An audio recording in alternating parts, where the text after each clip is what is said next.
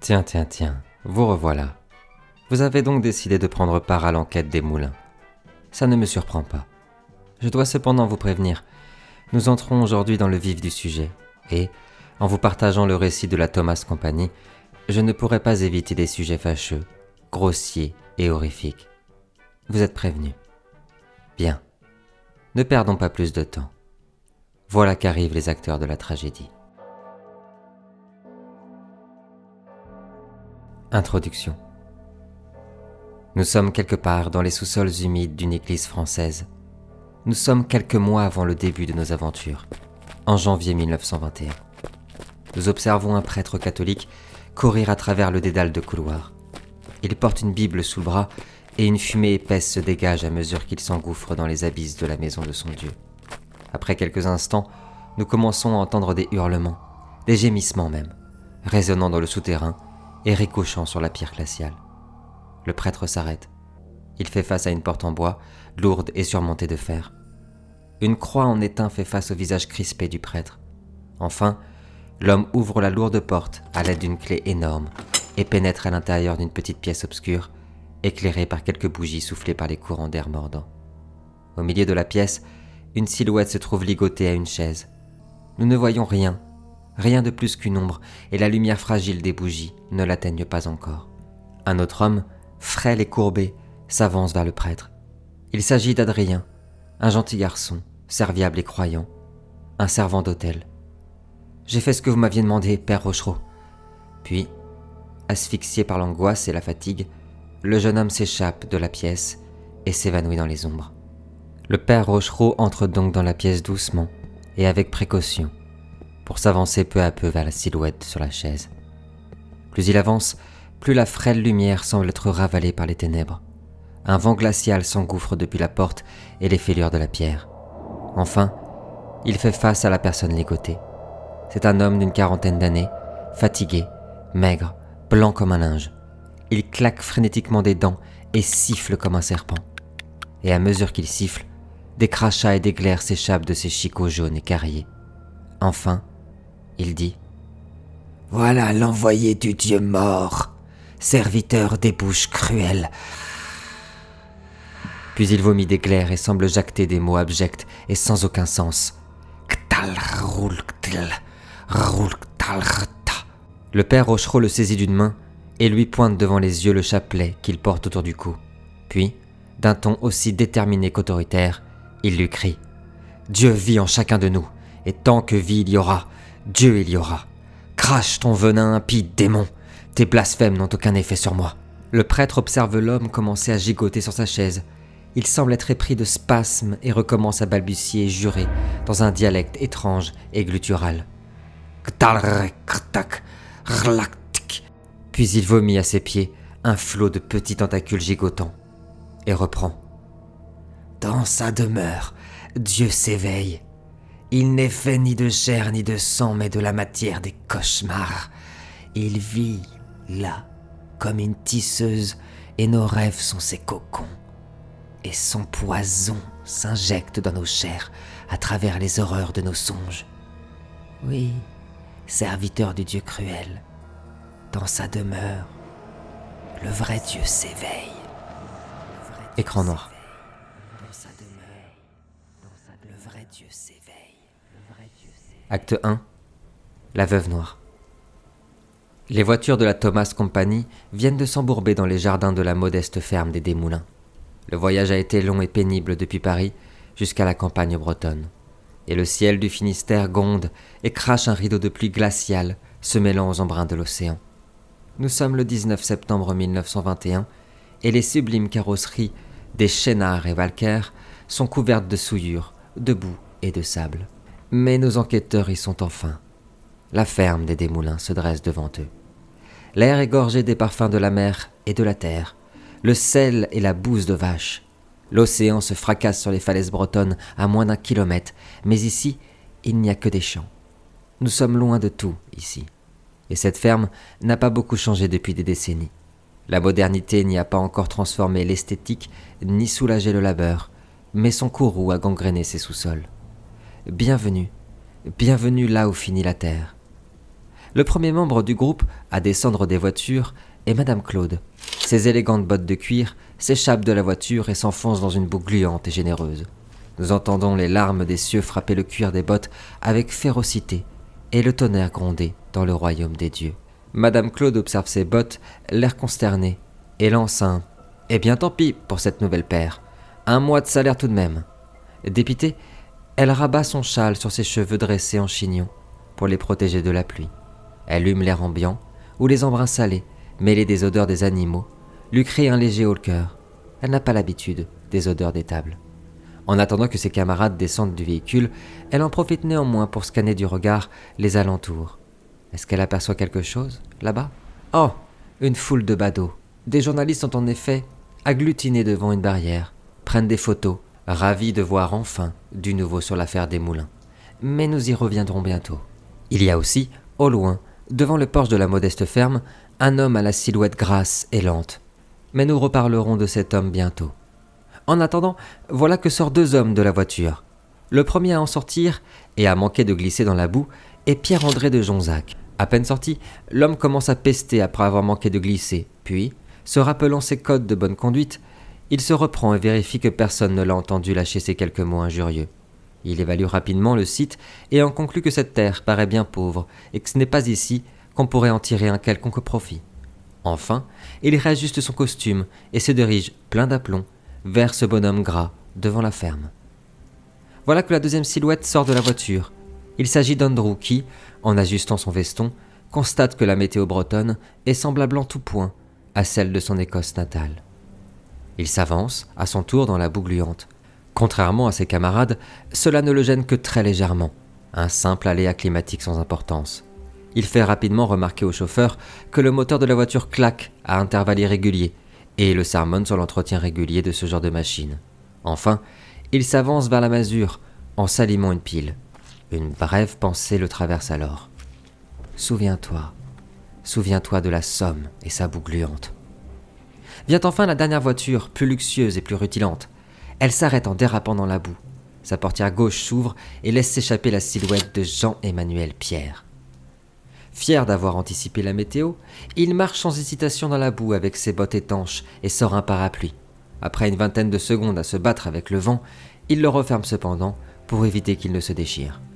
Il pousse un long soupir, commence à sortir sa propre pipe avant de se raviser, puis il s'élance à la suite de ses compagnons. Tandis que Jean-Emmanuel lutte contre le vent, nous entendons une foule d'une dizaine de personnes donc, qui s'agglutinent contre une herse en bois. Ce sont des journalistes locaux et parisiens. Comme des mouches, appareil photo à la main, ils guettent la moindre chose qu'ils pourraient offrir aux journaux sur cette étrange affaire. On les entend hurler d'ailleurs. « Messieurs, mesdames, y a-t-il du nouveau dans l'affaire ? Croyez-vous la petite Marie capable d'un tel massacre ? Monsieur ? Madame ?» C'est à ce moment exact que la dernière silhouette s'échappe de la voiture luxueuse. Il s'agit du père Henri-Joseph. Le prêtre s'avance d'un pas assuré vers cette foule de malvenus et les apostrophe d'une voix imposante. « Ce que je crois, messieurs et mesdames, c'est que votre place n'est point ici, et je vous prierai de nous laisser faire notre travail. Les conclusions trop hâtives n'apporteront que des ragots et autres discussions de comptoir. Vous aurez des réponses quand il vous sera temps d'en avoir. En attendant, oust, circulez, charognard de malheur !» Tandis que l'on entend les flashs des appareils photo crépiter et se refléter dans les lassos qui tombent du royaume des cieux, la silhouette grasse et bedonnante s'approche du groupe et dit « Inspecteur Guénolé-Kerragan, vous avez fait vite, dites-moi. Oh, faites pas attention à ces rats, ils n'ont plus rien à se mettre sous la dent depuis la guerre. Rentrez vite, c'est un temps à provoquer la mort. » L'inspecteur de police chargé de l'affaire est un homme sans charme, lourd, gras et lent. Il mâche constamment du tabac à chiquer et les quelques cheveux qui lui restent sur le caillou sont plaqués à la graisse d'oie, mais il semble fondre, soit à cause des pluies torrentielles, soit à cause de sa transpiration. Il vous fait entrer dans la maison des Desmoulins tout en allumant une vieille lanterne à huile. « Il n'y a pas d'électricité ici. Je vous préviens, c'est pas joli. » L'intérieur de la bâtisse est en désordre. La maison n'est ni humble ni coquette. Elle est pauvre, sale, infestée de rats, et le froid et l'humidité ayant cloqué les murs, et les plaintes des portes sont moisies. Le sol est en terre battue. Une grande cheminée noircie domine l'unique pièce de vie. Les meubles sont bruts, froids, sans âme. Il n'y a qu'un immense buffet qui est retourné et éventré au sol. Une table bancale en bois et quelques lits dont ceux des enfants. Au sol, Débris de verre et d'assiettes, des copeaux de bois, sans doute des chaises, et des photos ont été dégueulées de la bouche de l'immense buffet, témoin de la violence de la lutte. Il reste aussi des traces de sang au sol et sur les murs. Enfin, nos enquêteurs observent une échelle en bois qui mène au grenier. D'ailleurs, des filets d'eau et d'air s'échappent de la trappe. À part les corps, rien n'a été bougé. Nous en avons vu d'autres, croyez-moi, dit le prêtre. Puis, il fait signe de la main à ses collègues pour qu'ils viennent tour à tour et entrent juste après eux. Le père Rochereau, puis les autres, seront tous stupéfaits par l'odeur, l'humidité et le froid. Le sang s'est figé dans la terre battue et s'est figé sur les pierres du mur. C'est une scène d'une violence inouïe qui s'est produite ici, sans aucun doute. Jean-Emmanuel Pierre, dans sa barbe, dit alors en murmurant « Ça me rappelle une intervention où des gamins avaient ramené un obus défectueux à leur maison. Il manque juste l'odeur de poudre. » L'inspecteur sourit alors, tout en masticotant sa chic, puis reprend d'un air plus grave. « Les jumeaux, André et Armel ont été tués dans leur lit, transpercés par 47 coups de couteau chacun. Si les draps étaient imprégnés de sang, la disposition des corps laisse penser qu'ils n'ont pas lutté et qu'ils seraient morts au premier coup. Marie a dû s'acharner sur les corps post-mortem. La maman, Gwenola, a été retrouvée sur cette chaise. Sa gorge a été sectionnée par un objet tranchant, puis sa trachée a été retirée. Nous n'avons pas retrouvé la trachée de Madame Desmoulins. Mais cela explique l'immense quantité de sang sur la table et sur le sol autour d'elle. Là, vous voyez ? Le père de famille, l'honnête Jocelyn, est mort sur l'échelle. Sans doute a-t-il tenté d'échapper à sa fille par le grenier. Jocelyn est sans doute mort d'un coup de hache ou une arme du même calibre. Mais son corps a été cloué à l'escalier à l'aide de 33 clous de fer. Nous les avons retirés avant votre arrivée. Gildas a été retrouvé la tête fendue et le corps à moitié immergé dans la cheminée. La lutte avec lui a dû être plus violente et plus rude. Comme son corps a été brûlé sur sa moitié, nous ne sommes pas sûrs de la cause de sa mort. Enfin, le corps de Loïc a été retrouvé près de la grange au grain. Le corps portait des marques de griffures et des bleus sur les côtes. Son crâne a été fendu aussi. Sa langue, ses yeux et son foie ont été arrachés. Nous ne les avons pas retrouvés. L'aîné de la famille n'habite plus ici depuis la guerre. Nous avons essayé de le contacter, mais nous n'y sommes pas parvenus pour le moment. On vous tiendra au courant si on y arrive. Aux dernières nouvelles, il vivait à Nantes.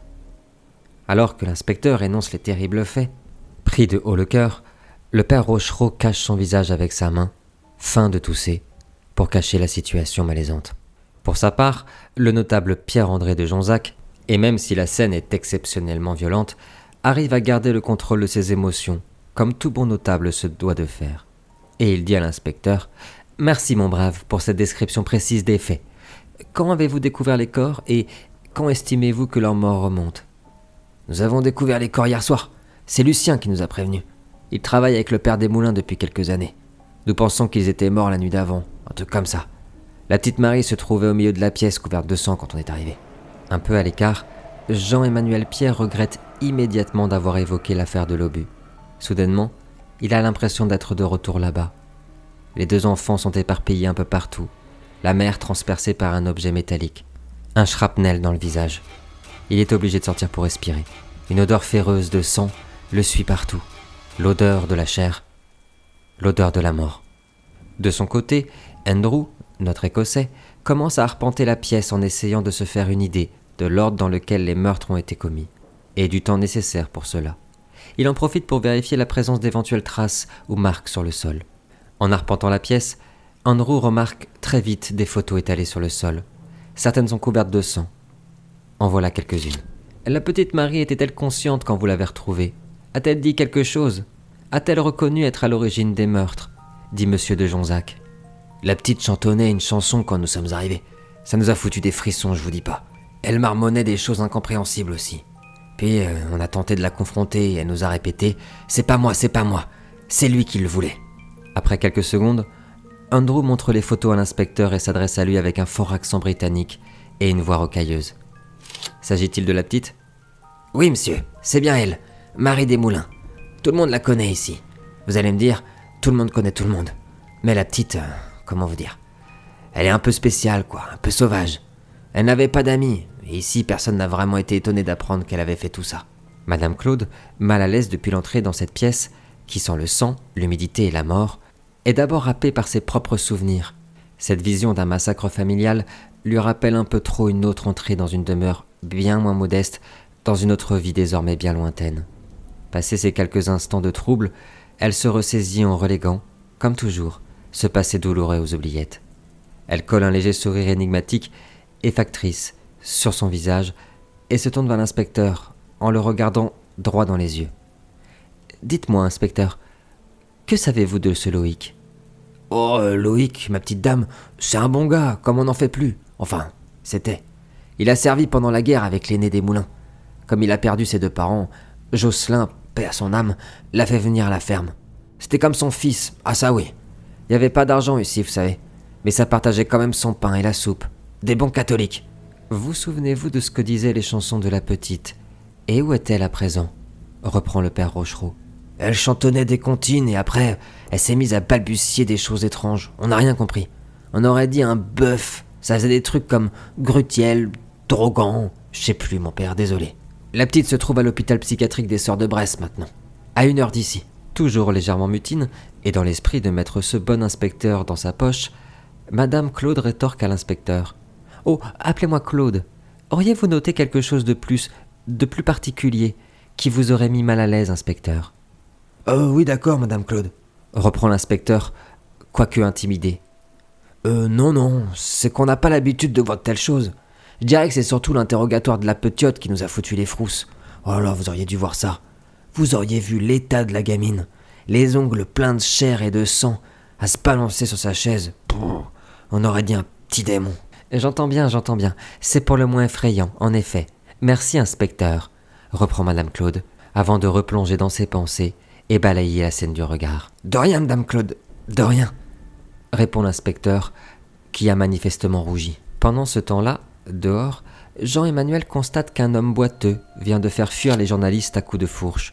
Sous la pluie battante, il répète « On pas de noyer le petit gars. De toute façon, Marie nous sauvera. » Il porte une balafre au visage et semble manifestement être un simple d'esprit. Ignorant la présence du simple d'esprit, Jean-Emmanuel entreprend de faire le tour de la maison à l'extérieur, à la fois pour se calmer, reprendre son souffle, et aussi pour voir si rien d'inhabituel se trouvait à l'extérieur. À l'intérieur de la maison, Andrew, qui continue d'observer la photo de la petite Marie des Moulins, reprend.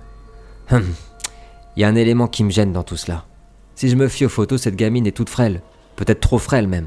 Comment aurait-elle eu la force de porter des coups si violents ?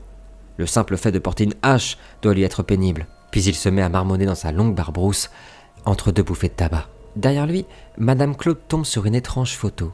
Sur cette photo, manifestement prise au beau jour, on observe la façade arrière de la maison et une étrange silhouette, une ombre, projetée sur ce mur. Enfin, derrière la photo, il est écrit « L'Américain ». L'inspecteur, après avoir craché sa chic, répond à Andrew. « Je suis bien d'accord, monsieur, c'est bien bizarre. C'est sans doute pour ça que... Enfin, vous savez qui vous a dépêché pour l'affaire. Tout porte à croire qu'il s'agit de la petite. Je vous dis, ici, tout le monde la trouve bizarre. Mais comme vous dites, il a fallu un sacré coup de force. Après, vous savez, la folie, ça fait des choses bizarres, monsieur. J'en ai vu des gringalets faire des diableries pendant la guerre. » Photo en main, Madame Claude s'arrange pour tourner le dos à l'inspecteur pendant qu'Andrew marmonne. Elle compte sur le fait que cela détourne l'inspecteur et lui laisse le temps et toute la discrétion de glisser la photo dans la poche de sa veste. « N'avez-vous pas imaginé un instant, inspecteur, que ce ne soit pas la petite, mais une autre personne qui ait fait cette boucherie ?» reprend le père Rochereau. L'inspecteur semble gêné. « Mon père, c'est que Lucien a confirmé que personne d'autre ne se trouvait à la ferme ce soir-là. » Discret depuis quelques minutes, Monsieur de Jonzac observe qu'il n'y a aucun document administratif ou de tenue de compte effectué par la famille des Moulins. Sans doute était-il illettré. Et... tiens donc, voilà une créature étrange, dans un coin, entre le grenier et la pièce de vie, une énorme araignée dans sa toile, entourée de carcasses de mouches. Pouvez-vous m'assurer également que personne n'a touché à quoi que ce soit sur la scène du crime ? Reprend le prêtre, tout en lançant un regard accusateur à Madame Claude. Je veux les noms de toutes les personnes qui ont posé un pied dans cette maison, inspecteur. Pensez-vous en être capable ? L'inspecteur se gratte la tête, bafouille et crache sa chic dans un mouchoir. Bien sûr, mon père. À part moi et Émeric, mon collègue, et bien sûr Lucien, personne n'est rentré dans la maison, je vous l'assure. On a transporté les corps nous-mêmes et Émeric s'est chargé de la garde de la maison jusqu'à votre arrivée. Au même moment, et pour essayer de radoucir l'ambiance, tendue par la brusquerie du père Henri, Madame Claude glisse presque suavement, et non sans avoir jeté un regard mi-défiant, mi-regolard au prêtre, un « Pardonnez-moi, inspecteur, Que savez-vous de Lucien, en dehors de son travail avec M. Desmoulins, j'entends ?» L'inspecteur tousse, se racle la gorge. « Écoutez, Madame Claude, je vais pas y aller par quatre chemins. Lucien, il est comme Marie, bizarre. Sauf que lui, c'est à cause d'un obus qu'il a pris dans l'œuf pendant la guerre. C'est un cousin germain de M. Desmoulins. Il a de la famille à la ferme maintenant. » Mal à l'aise et oppressé par la pièce commune de la maison, Andrew sort dehors, prendre l'air et vérifier que Jean-Emmanuel va bien. « Je vois, » reprend Madame Claude. « Savez-vous s'ils passaient du temps ensemble, Lucien et Marie? S'ils se croisaient régulièrement ?»« Ah oui, Madame Claude, ces deux-là étaient cul et chemise. Et les rumeurs allaient bon train au village, si vous voyez ce que je veux dire. Il y en a même qui disent que le Lucien, il aimait un peu trop la petite, si vous voyez ce que je veux dire, Madame Claude. »« Oh, soit. Permettez-moi encore une question, inspecteur. Sauriez-vous si par hasard, Lucien est déjà allé de l'autre côté de l'Atlantique, en Amérique par exemple ?» L'inspecteur pouffe avant de se rappeler la gravité de la situation et reprend plus sérieusement. « Oh non, Madame Claude, le Lucien, il est pas capable de mettre un pied devant l'autre.